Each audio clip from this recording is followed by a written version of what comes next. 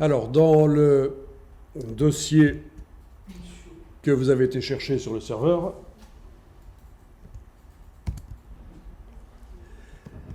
donc on a l'image d'un vase ici, et le vase, il a des caractéristiques par rapport à l'autre qui est là.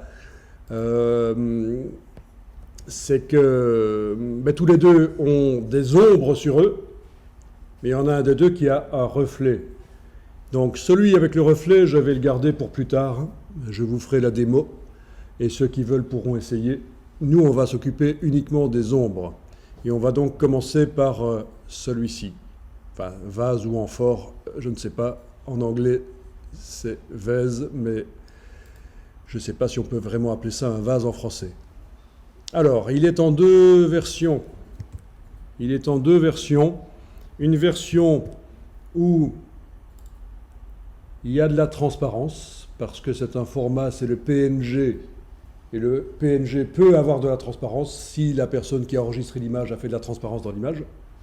Le décor du vase, donc, ça ne se voit pas ici, la différence, mais je vous le dis, quand on l'ouvre dans Photoshop, il y a de la transparence autour, celui-là. Et celui-là, c'est du PNG, mais je l'ai modifié pour qu'il n'y ait pas de transparence, comme ça vous voyez comment on fait quand on a affaire à un objet qui n'a pas de transparence autour de lui. Il faut créer la transparence. Et dans ce cas-là, ce sera très facile. Vous avez aussi un motif, c'est le même motif en deux versions. Quand je suis allé le chercher sur le web, il était au format WebP, qui est un nouveau format caractéristique des appareils mobiles.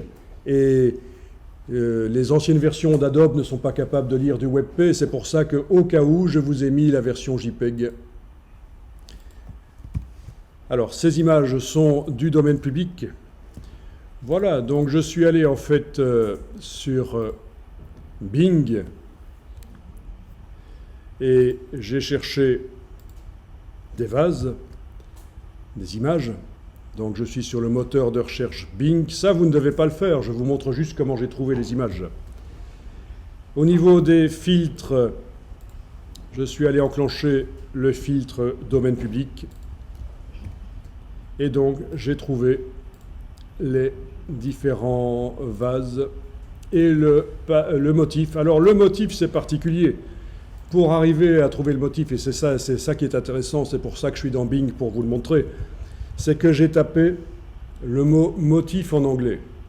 J'ai précisé que je voulais un motif avec des oiseaux, donc en anglais j'ai ajouté oiseau.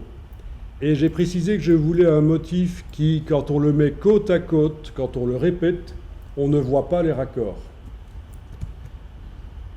Si je regarde le motif ici, oui, alors je vais zoomer un peu en arrière peut-être pour que ça se... Non, ici ça va être difficile de le voir, mais en fait, il devrait être sans raccord visible, mais là j'ai un doute parce qu'on va tester ça plus tard. On va tester ça plus tard. Il est possible qu'il ne soit pas sans raccord visible malgré que j'ai demandé qu'il soit avec raccord, mais pour l'exercice, ça ne nous posera pas un problème dans la première partie de l'exercice. Mais là, j'ai un doute qu'il soit vu en entier, à mon avis. J'ai demandé un motif sans raccord visible et il m'en a mis un qui pose problème. Mais c'est pas grave. Alors, on y va. On va ouvrir dans Photoshop donc la version du vase qui a de la transparence. C'est donc celle-là. Vous ouvrez ça.